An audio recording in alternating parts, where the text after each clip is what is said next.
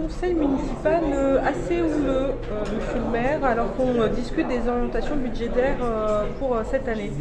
Oui, eh bien vous avez des conseillers municipaux qui sont déjà en campagne électorale. Nous travaillons.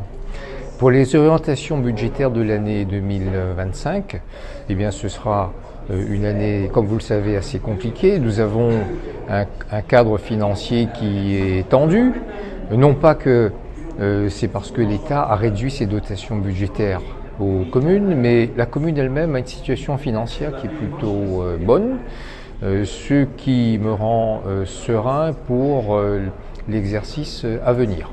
Donc nous avons un engagement de mandature qui va se poursuivre, notamment les lignes fortes de cet engagement sont d'une part la poursuite de la baisse de la fiscalité foncière. Nous avons pris l'engagement en 2020 sur ce mandat de baisser de 5% la taxe foncière, mais pas communale dans la taxe foncière, c'est ce qui sera fait. C'est le premier point. Le deuxième point, c'est de terminer toute une série de grands travaux que nous avons engagés. Nous avons notamment le parc du Volcan, nous avons des installations touristiques qui vont générer de l'emploi sur la plaine des Cafres.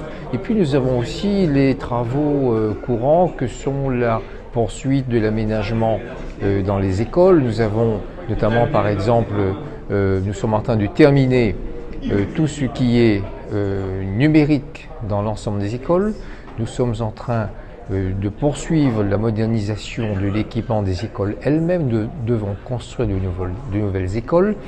Et dans ces écoles aussi, nous avons mis l'accent sur les équipements complémentaires qui sont nécessaires par rapport à l'augmentation du nombre d'élèves. Donc nous avons un programme qui est relativement chargé. Cette année, c'est aussi une année de révision du PLU? Oui, nous avons relancé la révision du plan local d'urbanisme. C'est l'opportunité que nous donne la mise en place du principe de zéro artificialisation nette. Nous devons nous adapter, ce sont des contraintes. Je ne vois pas ça comme une contrainte en me disant qu'il faut enlever la contrainte. La contrainte, quoi qu'il en soit, elle est là. C'est une contrainte qui est rendue nécessaire par rapport aux effets du changement climatique. Et vous voyez les effets. Nous avons ce cyclone Garance qui a causé beaucoup de dégâts. Et donc, pour moi, c'est une opportunité pour permettre notamment aux tamponnais, aux familles tamponaises qui ont des maisons situées en zone agricole. Ces maisons forment un petit village avec plusieurs maisons. Il y a un principe, c'est qu'il faut être pragmatique. Eh bien, je souhaite que ces maisons puissent figurer dans des zones urbaines afin que la constructibilité puisse permettre à ces familles d'améliorer leur logement et de donner un logement à leurs enfants.